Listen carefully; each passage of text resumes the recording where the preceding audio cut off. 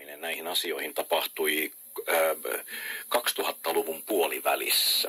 Se oli hyvä Maria vuosi. Se oli hyvä, kyllä.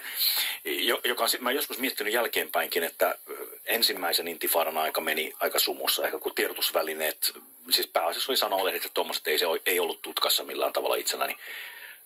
Toinenkin intifada, joka siis oli siinä 2000, kun Camp Davidin rauhanneuvottelut olivat kariutuneet Yasser Arafatin johdosta, niin oli jollakin tavalla, niin kuin he kiinnitti huomioni, mutta ei oikein vielä herättänyt. Ja muistan, että kyllä näitä asioita täällä Patmoksessakin Leo Mellerin meidän työmme perustajan taholta esillä pidettiin, mutta varsinaisesti 2006 niin sanottu Libanonin toinen kesäsota